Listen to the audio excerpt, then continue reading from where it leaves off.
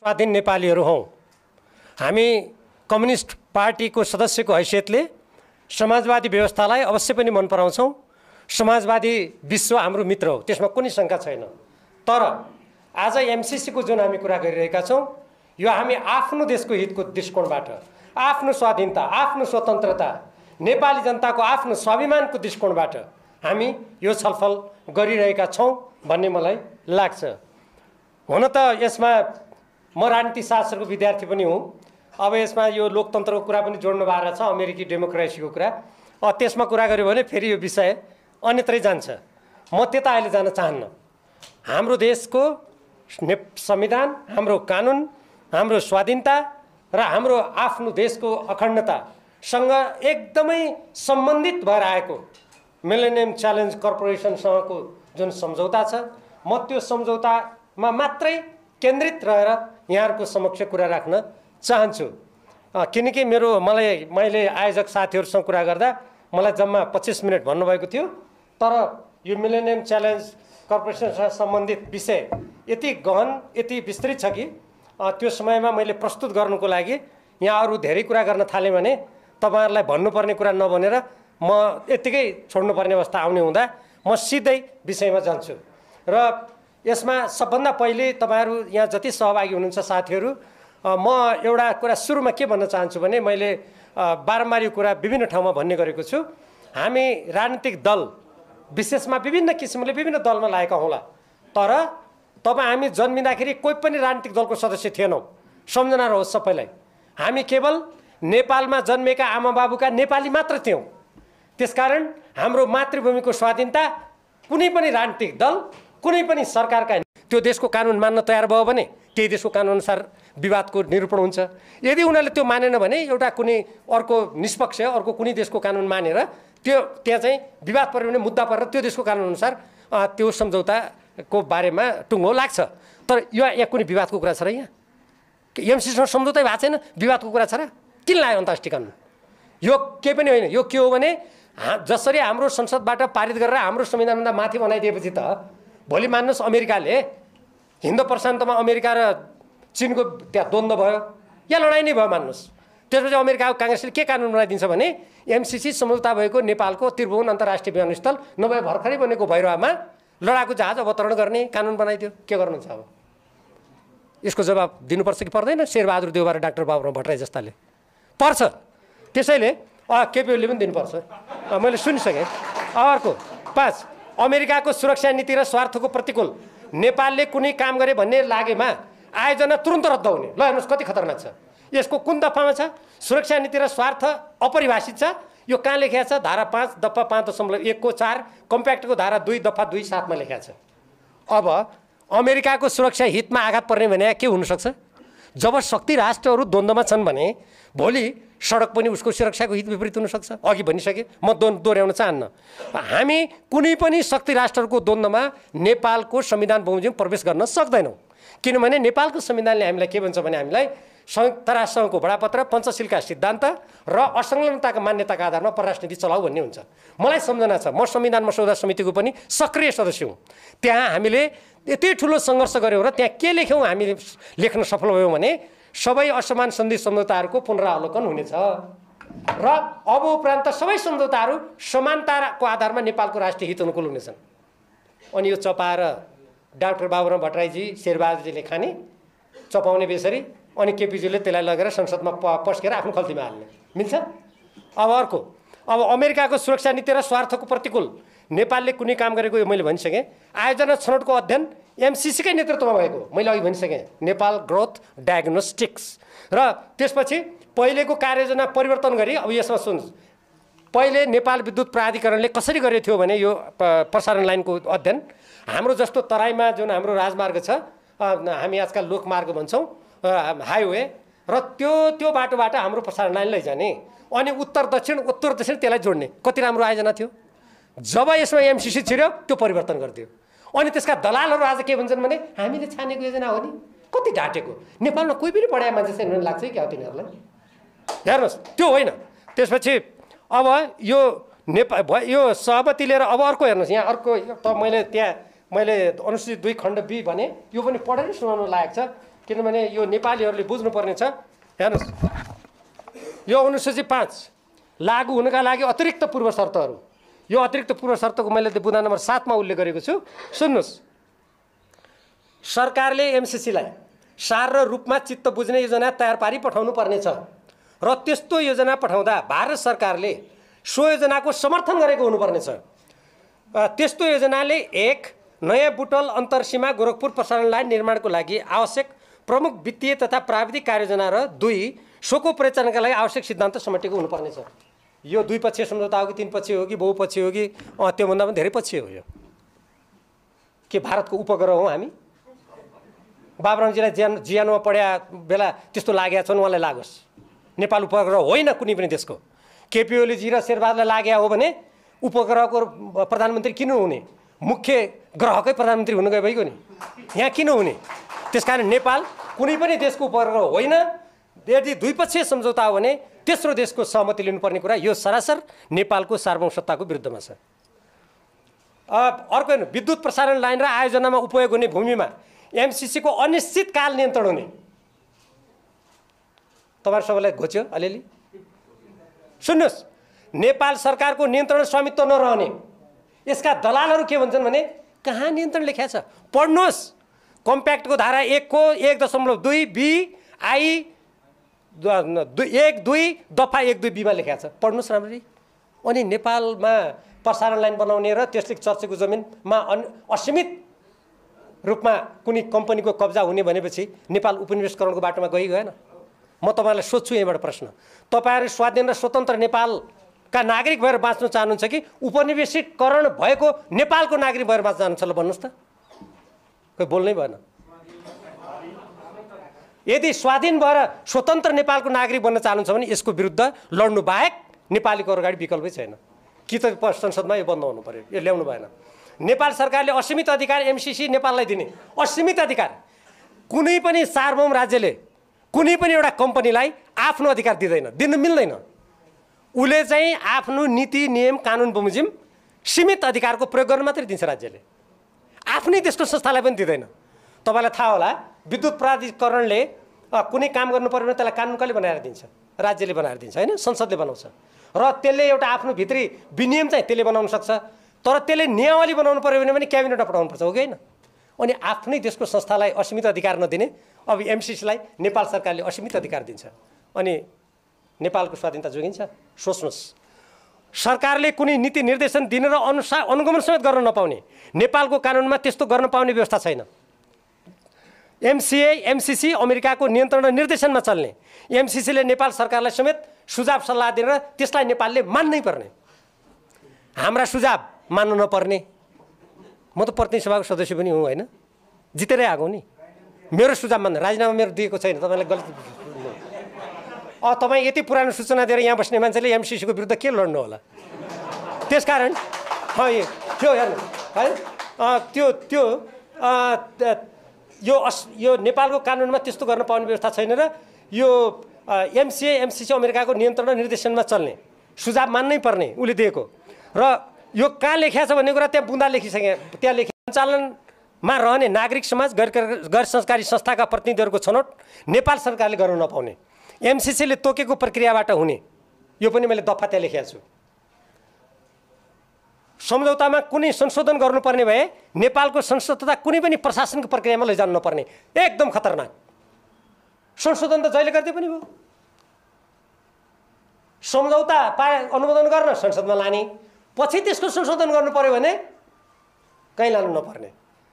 MCA नेपालले एमसिसीको स्वीकृतिमा बैठक नै नगरी सो कार्यान्वयन गर्न सक्ने, एमसिए नेपालको बैठकै नगरेर गर्न सक्ने, एमसिसीले चाहेको जुनसुकै कुरा सम्झौतामा सहजै रहन सक्ने र त्यसबारे नेपाल सरकार र जनताले जानकारी पाउन नसक्ने। सम्झौताका कति धारामा छ मैले त्यहाँ लेखेको छु। सम्झौता अनुमोदनका लागि प्रतिनिधि सभामा विचाराधीन रहेको अवस्थामा सम्झौताको एउटा प्रावधानमा रहेको ऊर्जा मन्त्रालयको नाम समेत हटाउने गरी संशोधन गर्न अर्थ मन्त्रालय र एमसिसीको बीच पत्राचार भई अर्थमन्त्रीले प्रतिनिधि सभाको विशेषाधिकारको हनन गरेको समेत घटना घटिसक्यो।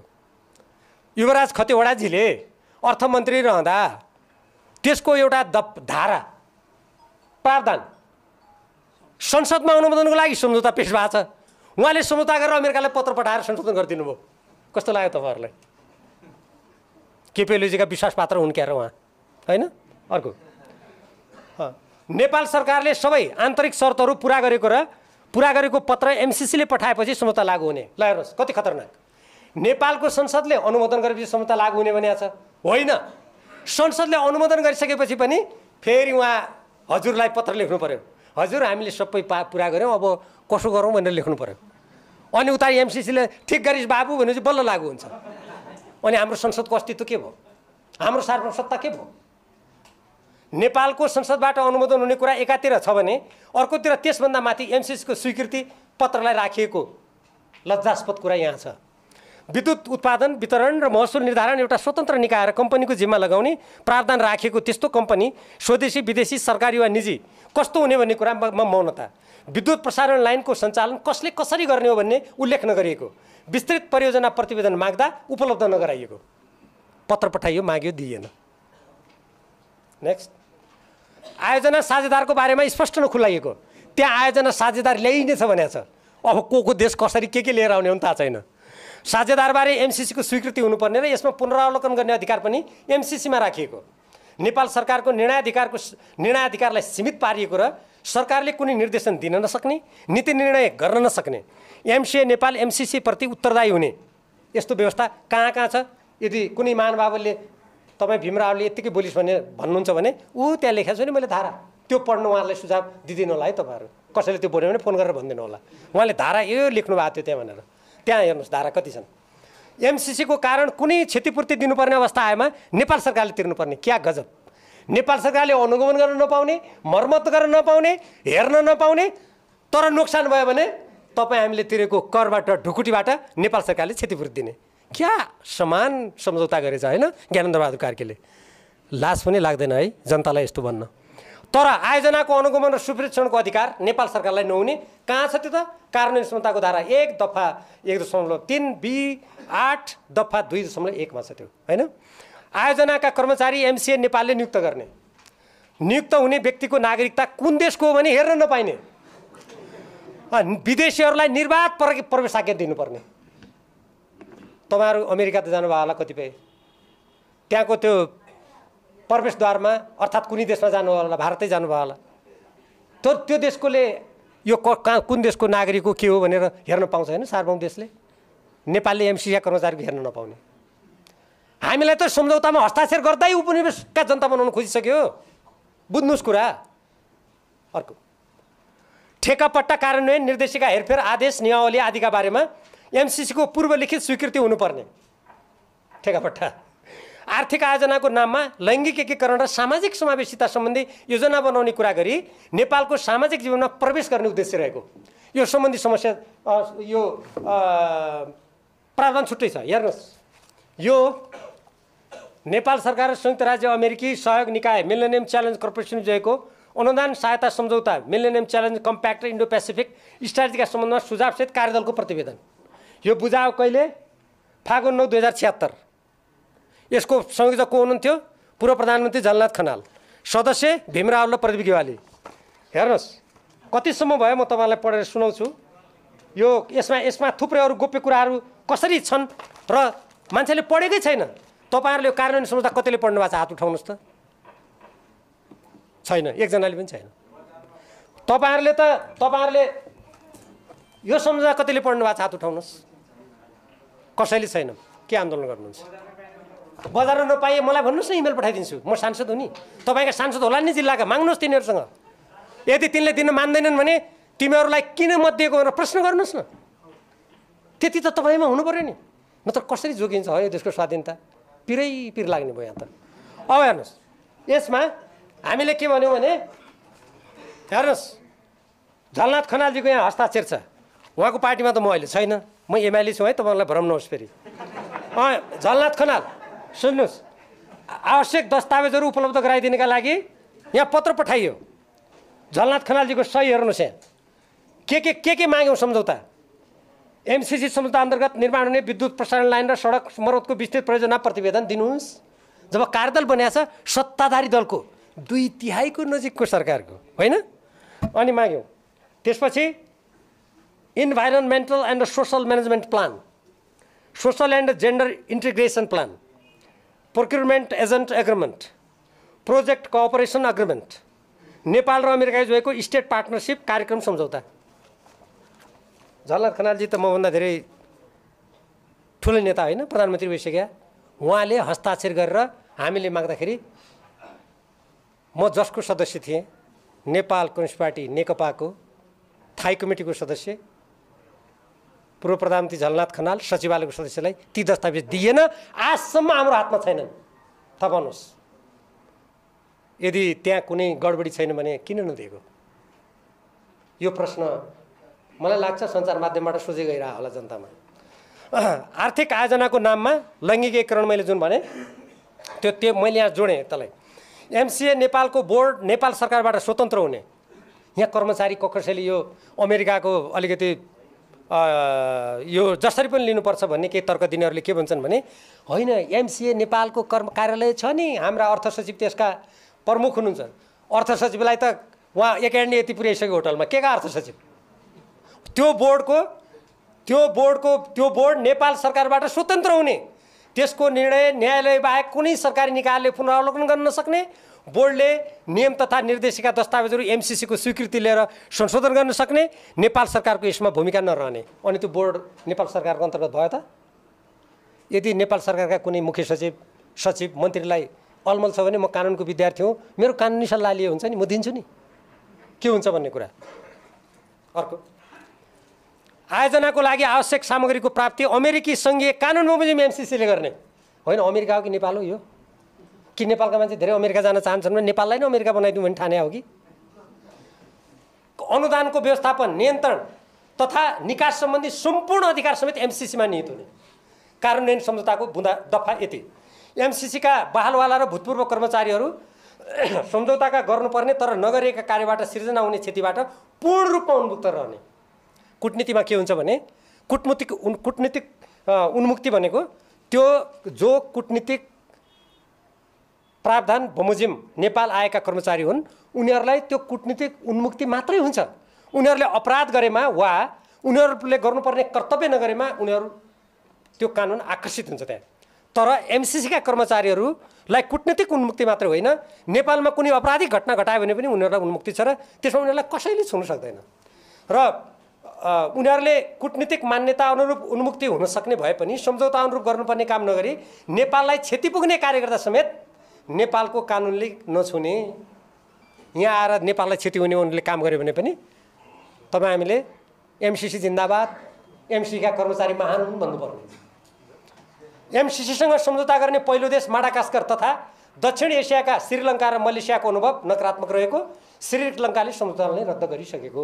नेक्स्ट, सम्झौता र कार्ययोजनाका कतिपय प्रावधानहरू संयुक्त राष्ट्रसङ्घको बडापत्र, पञ्चशील र असंलग्नताका सिद्धान्तमा आधारित नेपालको स्वतन्त्र परराष्ट्र नीति, नेपालको संविधानमा उल्लेखित समाजवाद उन्मुख शासन व्यवस्था तथा राष्ट्रिय हित, स्वाधीनता र स्वाभिमानको प्रतिकूल रहेका, आयोजनाको छनौटमा एमसिसीलाई चित्त बुझ्ने गरी तथा भारतको सहमति लिएको हुनुपर्ने प्रावधानले नेपालको स्वर निर्णयको अधिकार र स्वाधीनतामा असर पर्ने, यस्तो प्रावधानले भविष्यमा अन्य देशसँग विकास सहायता लिने कार्यमा समेत नराम्रो नजिर स्थापित हुने। तपाईँलाई एउटा कुराको म तपाईँलाई जानकारी त होला तर उभिराखेपछि भनिहालौँ यो कुरा पनि। भारतले 1950 को सन्धिलाई संयुक्त राष्ट्रमा लगेर उसले दर्ता गरिसकेको छ। तपाईँहरूलाई कतिलाई थाहा छ यो कुरा? अब भारत के कुरा हेरिरहेछ भने यो एमसिसी सम्झौता प्रतिनिधि सभामा पारित हुने बित्तिकै 1950 सन्धिका सम्पूर्ण प्रावधानहरूलाई सक्रिय पार्नको लागि भारत अगाडि बढ्छ। त्यसको एउटा खतरनाक प्रावधान के छ भन्दाखेरि नेपालमा भारतीयहरूले निर्वाध रूपमा जग्गा जमिन किन्न पाउने, जो पछि पञ्चायती व्यवस्था लागू भइसकेपछि जसलाई कानुन कार्यान्वयनबाट त्यसलाई व्यवहारमा त्यसलाई निष्क्रिय पारिने। पछि भारतीयहरूले यहाँ उद्योग खोल्न पर्दा कुनै न कुनै नेपाललाई खडा गरेर उसको नाममा खोल्नु पर्ने बाध्यता त्यसरी सिर्जना भएको।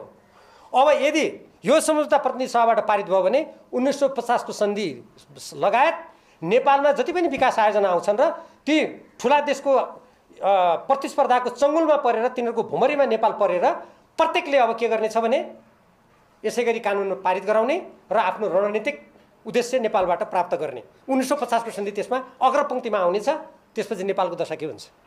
नेपाल जस्तो चीन र भारतको बीचमा अत्यन्त संवेदनशील भू राजनीतिमा रहेको देशमा यस्तो स्थिति आयो भने हामी नेपालीहरूको हालत के होला हामी सबैले सोचौँ।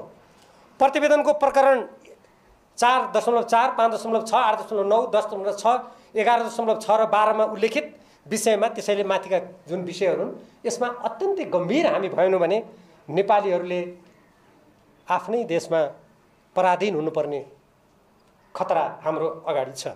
नेक्स्ट, सम्झौतामा कतिपय प्रावधानसँग मेल नखाने वा अझ तिनलाई नेपालको अहितमा हुने गरी अर्थमन्त्री डाक्टर युवराज खतिवडाले एमसिसी कम्प्याक्ट अपरेसनका उपाध्यक्ष एन्थोनी टेलरसँग पदीय मर्यादा समेतको हेक्का नराखी सेप्टेम्बर 2019मा कार्यान्वयन सम्झौता गर्नुभयो। जति बेला केपी ओली प्रधानमन्त्री हुनुहुन्थ्यो त्यो बेलामा युवराज खतिवडाले संसदबाट अनुमोदन नभएको सम्झौतालाई कार्यान्वयन गर्नुको लागि सम्झौता गर्नुभयो। त्यसकारण मैले के भनेको छु भने यसबारेमा संसदीय अनुगमन समिति गठन हुनुपर्छ, संसदले छानबिन गर्नुपर्छ र यो सम्झौता अनुमोदन नगर्दै कार्यान्वयन सम्झौता गर्ने, नुवाकोटमा जग्गा अधिग्रहण गर्ने, नेपालको अर्बौं राजस्व 5 तारे होटलमा कार्यालय खोलेर खर्च गर्नेहरूलाई नेपालको कानुनअनुसार कारबाही गर्नुपर्छ, जसमा युवराज खतिवडा पनि पर्नुपर्छ भनेको छु मैले। अब युवराज खतिवडा पर्दा उहाँलाई संरक्षण गर्ने जो हुन् ती पनि तानिएला कानुन निष्पक्ष छ भने, होइन? संसदमा मूल सम्झौता अनुमोदनका लागि पेश भइरहेको समयमा यसरी कार्यान्वयन सम्झौता गर्नु स्वयं गैरजिम्मेवार काम त हुँदै हो।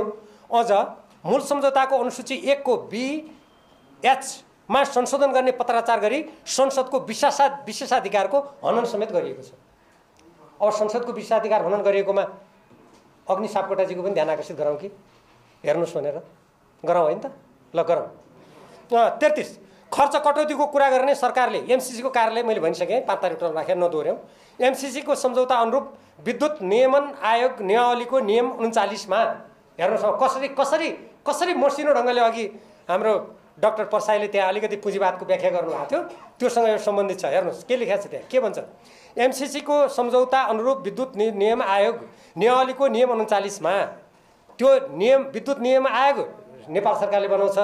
त्यो आयोगको सदस्यले खुला समाज, खुला राजनीति, उदार अर्थनीति बमोजिमको सोच र व्यवहार आत्मसात गरेको हुनुपर्ने उसको योग्यता कस्तो लाग्यो तपाईँहरूलाई?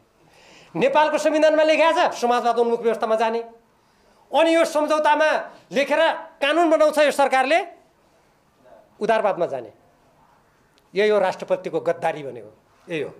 यसको कुनै यस्तो गद्दारीको आँखा, सिङ, कान, पुच्छर परबाट हुँदैन, यस्तै कुरा हुन्छ, ठ्याक्क चिन्नुपर्छ। त्यसैले अब यसमा उदारवाद र नव उदारवाद यसमा वकालत गर्नेहरूलाई मात्रै यो एमसिसीको योजना दिने भनेको छ। अब मिल्यो त नेपालको संविधानसँग? नेपालको संविधान भन्छ समाजवाद उन्मुखमा जाने, कुनै कसैको गठबन्धनमा नजाने। अनि एमसिसी सम्झौतामा यो एमसिए एक्ट जुन छ उसको एमसिसी सम्बन्धी ऐन जुन छ उसले भन्छ उदारवाद र नव उदारवादी सिद्धान्त मान्ने देशलाई मात्रै दिने। मिल्यो त?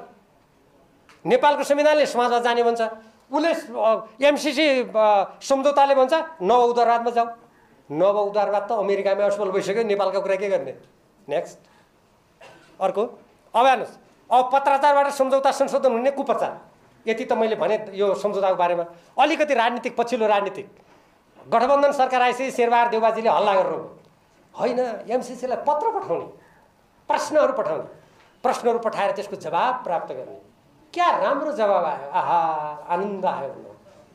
यो नेपालमा यति लामो कानुनी एउटा पृष्ठभूमि भएको देश छ। यो सभ्यताको दृष्टिकोणले नेपाल विश्वकै अति प्राचीन सभ्यता मध्येको देश हो। नेपालको झन्डा तेस्रो पुरानो झन्डा हो, विश्वमा तेस्रो पुरानो झन्डा, याद गरौँ। अब एमसिसीसँगको सम्झौताका सम्बन्धमा उठेका विषयहरूमध्ये केही विषयमा नेपाल सरकारको तर्फबाट पत्रचार गरिएको छ। अनि उताबाट गजब जवाब आएको छ भने यो नेपाली जनतालाई मूर्ख सम्झने महामूर्खीय विचार हो। कसरी हो भने यो सम्झौता, म कानुनको पनि विद्यार्थी हुँ, हाम्रो यहाँ वास्तुलाजी पनि कानुनकै विद्यार्थी होइन, तपाईँ होइन। हेर्नुहोस्, कुनै पनि उहाँ यहाँ हुनुहुन्छ नि, म एकराजी हुनुहुन्छ, त एकराजी भन्नुपर्ने धर्मजी भन्यो मैले। उहाँलाई पहिलेदेखि चिन्छु नि म एकराजीलाई कानुनमा, उहाँ संविधान बनाउनेलाई पनि बहस हुन्थ्यो उहाँसँग मेरो। अब हेर्नुहोस्, यो सम्झौता जुन छ नि, यो सम्झौता कुनै पनि सम्झौता औपचारिक रूपमा दुई देशका प्रतिनिधि बसेर यो संशोधन गर्ने भनेर बैठक पुस्तिकामा सहमति गरेर अनि त्यसलाई औपचारिक रूप नदिएर पत्रबाट कुनै पनि सम्झौता संशोधन हुँदैन है, बुझिराख्नुहोस्। यो शेरबहादुरजीलाई थाहा छैन क्या हो कि उहाँका सल्लाहकारले गलत सम्झौता उहाँलाई राय दियो। उहाँ गएर डलद्रा मेरो दगर अछाम, मैसँग सल्लाह लिए पनि हुने नि, नजिकै त छु होइन। अब म कानुनी सल्लाहकार लिए पनि हुने, अधिवक्तै हुने म पनि, लाइसेन्स छ मसँग, केही छैन। अब हेर्नुहोस्, अब अर्को खतरनाक कुरा, नेपालका प्रधानमन्त्री शेरबहादुर देउबा र नेकपा माओवादी केन्द्रका अध्यक्ष पुष्पकमल दाहाल प्रचण्डले संयुक्त रूपमा एमसीसीलाई पत्र पठाउनु भएको मैले सार्वजनिक सुने। पुष्पकमल दाहाल प्रचण्डजीले हो भन्नुभयो, शेरबहादुरका नजिकका मान्छेले पनि हो भन्नुभयो। शेरबहादुरजीले त प्रधानमन्त्रीको हैसियतले पठाउनु भयो, पुष्पकमल दाहालजीले के हैसियतले पठाउनु भयो कूटनीतिमा? यो संयुक्त पत्र पठाएको छ भने यो विदेशीको अगाडि गचक्कै घुँडा टेक्ने लज्जास्पद काम हो। र यो चिठी यत्रो विवाद भइसकेपछि म यहीँबाट पनि माग गर्न चाहन्छु, प्रधानमन्त्री शेरबहादुर देउबाजी, नेकपा माओवादी केन्द्रका पुष्पकमल दाहाल प्रचण्डजी, तपाईँहरू दुईजनाले अमेरिकालाई के पत्र लेख्नु भएको छ, नेपाली जनतालाई तुरुन्तै त्यो पत्र सार्वजनिक गरेर जानकारी दिनुहोस्। दिनुहुन्न भने तपाईँहरू जनविरोधी व्यक्ति हो। म त्यहीँबाट पत्र लुकाउनु पाइन्छ? यत्रो बहस भएको सम्झौताको बारेमा पत्र गोप्य राख्नु पाइन्छ? यदि उहाँले पत्र ठिकै लेख्नु भएको छ भने किन सार्वजनिक नगरे? किन नगरेको? किन नदिएको? मलाई त दिनुहोस्, म संसदको सदस्य र अन्तर्राष्ट्रिय सम्बन्ध समितिको पनि सदस्य हुँ। जनताले चुनेरै पठाएको, तपाईँ पनि चुनेर पठाएको, म पनि चुनेर पठाएँ। अब अर्को, कुनै पनि सार्वभौम र स्वतन्त्र देशका प्रधानमन्त्री नेताले हेर्नुहोस्, सर्वप्रथम के गर्छ भने आफ्नो देशको हितको कुरा गर्छ, आफ्नो जनताको कुरा गर्छ, उसले आफ्नो सार्वभौम सत्ताको कुरा गर्छ बापर। तर मैले नेपालमा मैले दुःखका साथ भन्नुपर्छ, हाम्रा देशका केही नेताहरू, मलाई परेन छोडेन, हाम्रो देशका केही नेताहरू र कतिपय व्यक्तिहरू आफ्नो देशका जनताप्रति उत्तरदायी हुनुको सट्टा विदेशीहरूलाई कसरी खुसी पार्ने त्यतातिर लागेको देख्दा मेरो त मन रुन्छ। हेर्नुहोस्, साह्रै दुःख लाग्छ। बरु देशको लागि विकास गर्न सकिएन, आफ्नो योग्यता राम्ररी प्रदर्शन गर्न सकिएन, त्यो नसकिन सक्छ। मान्छेको ज्ञानको सीमा हुन्छ कसैको पनि, कोही मान्छे असीमित रूपमा ज्ञानी हुँदैन, त्यो भयो। तर आफ्नो देशको हितको कुरा पहिले गर्नु पर्यो नि। एउटा अनुदानको बारेमा, त्यो अनुदान लिने कि नलिने भने यत्रो बहस कुनै पनि देशले गर्दैन। हेर्नुहोस्, म त लज्जाले मेरो त शिर निहुरिन्छ। एउटा देशको 50 करोडको कुरामा कोही कोही मान्छे भन्छन् विकास विरोधी हो भीमराव, यो कुरा गर्ने विकास विरोधी। मलाई आश्चर्य लाग्छ। एउटै एनसिएल कम्पनीले 74 अर्ब रुपियाँ कर नतिरेर अहिले वासिङटनमा मुद्दा छ। तपाईँलाई कतिको थाहा छ? महालेखा परीक्षकको प्रतिवेदन पढ्नुहोस्। अहिले स्थानीय निकायमा ब्रह्म लुट मचेको छ, ब्रह्म लुट। एउटा सामान्य एउटा चाहिँ गाविसको अध्यक्षले लाखका कुरा गर्दैन, अहिले सम्पत्ति जोड्ने करोडका कुरा गर्छ। महालेखा प्रतिवेदन पढ्नुहोस्। मैले त्यत्तिकै भने हाम्रो देशको आफ्नो साधन स्रोतको हिफाजत नगर्ने अनि 50 करोड कसैको डलरमा आफ्नो देशको स्वाधीनता स्वतन्त्रतालाई दाउमा राख्न मिल्छ? मैले साहित्यिक रूपमा भन्ने गरेको छु, कुनै आमाको सन्तानले म सुनको सिंहासनमा बस्छु, त्यो सुनको सिंहासनमा बसेर मेरी आमाको चिरहरण म हेर्छु भन्न सक्छ? 50 करोड डलरमा नेपालको स्वाधीनता खत्तम पार्ने कुरा आफ्नो आमाको चिरहरण गरे जस्तै हो। यो बुझ्नु। अर्को, अब मैले यो देशको अरबौं रकम र स्रोतको सुरक्षा तथा सदुपयोग नगर्ने तर विकासको बहानामा देशको सार्वभौम सत्ता र स्वाधीनतामा आँच पुर्याउने कुरा कदापि देशभक्त नेपालीहरूले मान्नु हुँदैन। र यसमा तपाईँहरूले अवश्य पनि यो अन्तर्क्रिया कार्य त्यो उद्देश्यले गर्नुभयो होला। अर्को, अब एमसीसी मार्फत प्राप्त हुने रकम 5 वर्षमा प्रत्येक वर्ष मैले अघि भनिहालेँ त्यो जम्मा 10 अर्ब रुपियाँ हो। नेपालले अहिले मात्र हेर्नुहोस्, योभन्दा अगाडि यो वर्ष त दिएन, सांसदहरूलाई विकासको नाममा 6 अर्ब रुपियाँ दिएको थियो। मैले नेताहरूलाई भने हजुर यो 6 अर्ब रुपियाँ कटाइदिउँ न सांसदको, बनाउँ प्रसारणलाई आफै। तर त्यो कुरा उहाँहरू सुन्नुहुन्न। त्यही 50 करोड चाहियो, त्यही 50 करोड चाहियो, किनभने त्यसमा अघिका दफाहरू र धाराहरू छन् होइन। अब त्यसकारण मैले अब अघि हाम्रो पूर्व मुख्य सचिव राजदूतजीले भन्नुभयो जस्तै कुनै पनि देशबाट प्राप्त हुने ऋण अनुदान नेपाल र नेपाली जनताको हित, स्वतन्त्रता, स्वाधीनता, कानुन र स्वाभिमानमा आँच नपुर्याउने गरी मात्रै लिन सकिन्छ। आजको विश्वमा लिने हुँदैन त म पनि भन्दिनँ। अमेरिकासँग नेपालले कुनै लडाइँ लड्नु पनि छैन। हामी कुनै मिसाइल लिएर कसैलाई हान्न जानेवाला पनि छैन। दोस्रो विश्वयुद्धमा स्विजरल्यान्ड स्वतन्त्र देश भएर बस्यो, कतै पनि लागेन। आज पनि विकसित नै छ। हामीले आफ्नो बारेमा आफै निर्णय गर्न, त्यो स्वतन्त्र रूपमा बाँच्न त्यो मात्रै भनेका छौँ। अमेरिकाको विरुद्धमा यहाँ कुनै अभियान चलाउन खोजेका हामीले छैनौँ। यदि अमेरिकाले निशर्त ढङ्गले सहयोग गर्छ भने आजसम्म लिएकै छौँ त, हामीले कहिले विरोध गरेनौँ। तर यसले त हाम्रो स्वाधीनतालाई सिद्ध्याएर हिन्द प्रशान्त रणनीतिको नेपाललाई अङ्ग बनाएर नेपाल भोलि रणभूमिबाट तपाईँ हाम्रो देशको स्वाधीनता नै खतरामा परेको हुनाले हामीले यो भन्नुपर्ने अवस्था आयो। त्यसकारण हेर्नुहोस्, यो राष्ट्रिय स्वाधीनता कुनै रकमसँग सट्टापट्टा गर्न सकिँदैन, गर्न मिल्दैन। अर्को अब यो माथि उल्लेखित जति पनि कुराहरू छन्, यी कुराहरूबाट के प्रश्न हुन्छ भने यदि कोही पनि नेपाली देशभक्त छ भने एमसिसीको विरुद्धमा उभिनुपर्छ। यो सम्झौता कुनै पनि किसिमले यी दफाहरू पुरै हट्यो भने त्यति बेला सोचौँला। मैले त संशोधन गरौँ भनेर यो प्रतिवेदनमा त्यति बेला सहमति जनाएको हो। म तपाईँहरूको अगाडि साँचो कुरा गर्छु, यी सबै संशोधन गरौँ, त्यसपछि पैसा लिउँ भने म अहिले पनि त्यो भन्छु। तर अमेरिकी अधिकारीहरूले त भने नेपालका हाम्रै देशका हौ भन्नेहरूले भन्छन् यसमा संशोधन हुनै सक्दैन, यसलाई अनुमोदन गर्नुपर्छ। उहाँहरू त्यसो भन्नुहुन्छ। त्यसकारण नेपालमा विदेशी कम्पनीको इसारामा समानान्तर सरकारको स्थिति उत्पन्न हुन्छ। यसबाट हेर्नुहोस्, समानान्तर सरकार अहिलेका दफाहरूबाट भयो होला नि। समानान्तर सरकारको स्थिति उत्पन्न हुनुका साथै नेपाल क्रमशः पराधीनतातर्फ धकेलिनेछ। नेपाल शक्ति राष्ट्रहरूको द्वन्द्व र सङ्घर्षको थलोमा परिणत हुनेछ। त्यो हामी प्रत्येक नेपालीको हित विरुद्धमा हुनेछ। त्यसैले हामीले यो एमसिसी सम्झौता यही रूपमा हुनु हुँदैन भन्ने कुरा हामीले उठाउनै पर्छ। सशक्त रूपमा हामीले बोल्नुपर्छ। अब 2020मा विश्वव्यापी एमसिसी सम्झौताको स्थिति के छ त भन्ने सोच्दा मैले सरसर्ती हेरेका थिएँ। एमसिसीसँग सम्झौता कार्यक्रम बन्द भएका देश 49 छन्। अहिले सम्झौता कार्यान्वयन बन्द हुने प्रक्रियामा रहेका देश 4 छन्। सम्झौताको प्रगति नै नभएका देश 13 छन्। प्रगति भएका अलिकति त्यो प्रक्रियामा गएका देश, सम्झौतामा हस्ताक्षर भएका देश 2 छन्। अनि सम्झौता त्यो निरन्तर नभएका देश 2 छन्। सम्झौता रद्द भएको देश 1 हाम्रो श्रीलङ्का पनि छ। र सम्झौता भएका यो देश सेनेगल र मङ्गोलिया जो सुरुमा त्यहाँ त्यो उनीहरूको त्यो योजना यस्तै विरोध भएर परिवर्तन भएर त्यहाँ गरिएको ठाउँ पनि छ।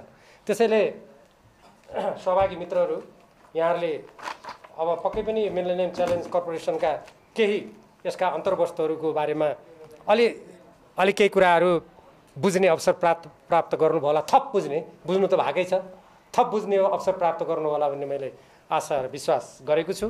आजको यस कार्यक्रममा मलाई यहाँ आमन्त्रण गरेर हाम्रो देशको स्वाधीनता, स्वतन्त्रता, नेपाली जनताको स्वाभिमानको रक्षाको खातिर हामीले यो एमसिसी सम्झौतालाई अनुमोदन गरिन हुन्न भन्ने जुन देशव्यापी आवाज छ, यो आवाजको सम्बन्धमा केही कुराहरू राख्ने अवसर दिनुभएकोमा म हार्दिक धन्यवाद दिन चाहन्छु। र तपाईँहरू सबैले मेरा कुराहरू ध्यानपूर्वक सुनिदिनु भएकोमा तपाईँहरू सबैलाई पनि म हार्दिक धन्यवाद दिन चाहन्छु। हामी नेपालीहरू कसैसँग झगडा गर्ने, कसैसँग लडाइँ गर्ने हामीले कुरा गरेका होइनौँ। हामी हाम्रो देशको कुरा गरिरहेका छौँ। चीनको राष्ट्रपतिलाई चीन महान हो, चीनको स्वतन्त्रता प्यारो छ भन्ने अधिकार छ। भारतका प्रधानमन्त्रीले भारत महान भन्नुहुन्छ, अमेरिकाका राष्ट्रपतिले अमेरिका फर्स्ट, अमेरिका महान भन्नुहुन्छ, मेरो देशको स्वाधीनता भन्नुहुन्छ। अनि नेपालीले आफ्नो देशको स्वाधीनता भन्न नपाउने, अनि आफ्नो देशको स्वाधीनताको कुरा गरे अमेरिकाको विरोध गर्यो, कसको विरोध गर्यो, चिनियाहरूको पक्ष लियो भन्ने जसले कुरा गर्छ त्यो हाम्रो देशभक्ति आवाजलाई दबाउने षड्यन्त्र हो। देशभक्ति आवाजलाई दबाउन नदिउँ, सशक्त गरौँ, नेपाल मातृभूमिको रक्षा गरौँ। धन्यवाद।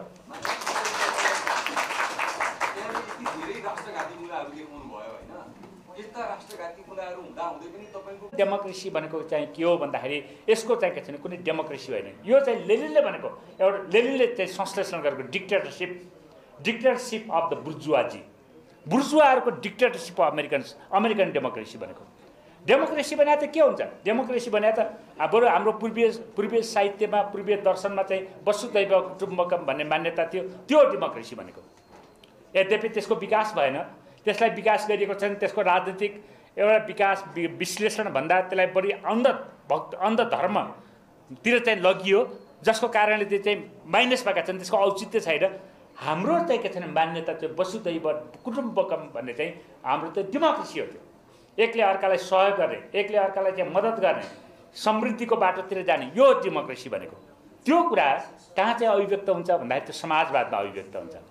जहाँ जहाँ समाजवादी सत्ताहरू बने, समाजवादी सत्ताहरू बनेका रुसमा समाजवादी सत्ता बन्यो, चीनमा समाजवादी सत्ता बन्यो, अन्त जहाँ जहाँ समाजवादी सत्ताहरूका रूपहरू आए त्यो ठाउँमा चाहिँ के भयो त भन्दाखेरि त्यहाँ चाहिँ नि त्यो प्रकारका आतङ्कवादको अन्त्य गर्ने प्रक्रियातिर गयो। अनि अहिले अमेरिका के भन्छ, आफ्नो डेमोक्रेसीको प्रमोसन गर्ने भनेर भन्छ उसले। अमेरिकाले जुन डेमोक्रेसीको प्रमोसन गर्ने भने के हो भने आतङ्कवादको प्रमोसन गर्ने हो। डेमोक्रेसीको प्रमोसन गर्ने भने के हो भने लुटपाटको प्रमोसन गर्ने कुरा हो, उसको चाहिँ डकैतीको चाहिँ प्रमोसन गर्ने कुरा हो। र त्यही डकैतीको निम्ति नेपालमा प्रवेश गरिएको छ, त्यही प्रकारको चाहिँ के छ भने लुटपाटको निम्ति नेपालमा प्रवेश गरिएको छ। र त्यो प्रवेश गर्ने साधन अहिले त्यसको एउटा लिङ्क के बनेको छ भन्दाखेरि एमसिसी बनेको छ, जसको बारेमा यहाँ प्रश्न रूपमा चाहिँ के छैन प्रवक्ता साथीहरूले चाहिँ स्पष्ट गरिसक्नु भएको छ। एमसिसी नेपालमा सैन्य अखडा खडा गर्ने अनि चीनलाई घेर्ने, किनभने चीनलाई घोषित रूपमा के अरे दुश्मन राष्ट्रको रूपमा ल्याइएको छ। र धेरै मान्छेले नजरअन्दाज गरेको कुरा के हो भने भारतमाथि पनि नियन्त्रण गर्ने, भारतको बजार नियन्त्रण गर्ने, भारतको चाहिँ प्रविधि नियन्त्रण गर्ने, भारतको ऊर्जा नियन्त्रण गर्ने, भारतको चाहिँ उत्पादन नियन्त्रण गर्ने, किनभने ठुलो जनसङ्ख्या भारतमा छ। यद्यपि भारतीय शासकहरू अघि भीमरावजीले भन्नुभयो जस्तो उनीहरूले चाहिँ 1950 को सन्धिलाई फेरि उल्ट्याएर फेरि चाहिँ के छ भन्दाखेरि नेपाललाई चाहिँ के छ भने भारतको प्रान्तको रूपमा गाभ्ने या नेपाललाई भारतको सेटेलाइट एउटा चाहिँ को रूपमा चाहिँ रूपान्तरण गर्ने चक्करमा अहिलेका शासकहरू हुन सक्छन्, त्यहाँका सामन्तवादीहरू, दलाल पुँजीवादीहरू हुन सक्छन् उनीहरू। तर अमेरिका के चाहन्छ भने भारतमाथि पनि नियन्त्रण गर्ने। र यसको तात्पर्य के हो भन्दाखेरि अहिले भारतका केही दलाल पुँजीपतिहरू, केही सामन्तहरू, नोकरशाहहरू योबाट खुसी भए पनि त्यहाँको जनतामाथि चाहिँ ठुलो उत्पीडन चाहिँ के छ त्यसले मचाउने हुन्छ। त्यसकारणले अमेरिकन डेमोक्रेसी भने के हो त भन्दाखेरि यो डेभिल जब, शैतानका बङ्गराहरू चाहिँ के छ भने अमेरिकन डेमोक्रेसी भनेको यो कुनै डेमोक्रेसी होइन। त्यसकारणले अमेरिकन डेमोक्रेसीको भ्रममा यहाँ चाहिँ तमाम मान्छेहरू चाहिँ वकालत गर्छन्। अमेरिका एउटा अमेरिकी दलाल जस्तै त नभनौँ, तर उस्तै टाइपको एउटा जल माफियाको सुनेको थिएँ मैले एउटा टेलिभिजनमा। मलाई लाग्छ यो प्राइम टेलिभिजनले चाहिँ प्रसारण गरेको थियो एकचोटि। उसले के भन्छ भने अमेरिका जस्तो महान चाहिँ के अरे यो महान डेमोक्रेसी भएको देशलाई गाली गर्ने चाहिँ कम्युनिस्टहरू भनेर भन्दै थियो उसले चाहिँ किन महान देख्छ भन्दाखेरि त्यो त दलालीको पराकाष्ठा बाहेक केही पनि होइन। किनभने अब्जेक्टिभ रियालिटी के हो भने अमेरिकन डेमोक्रेसी भनेको चाहिँ डेमोक्रेसी होइन, डिक्टेटरसिप हो। यति कुरा राख्दै म मेरो भनाइ चाहिँ यहीँ टुङ्ग्याउन चाहन्छु। हार्दिक अभिवादन।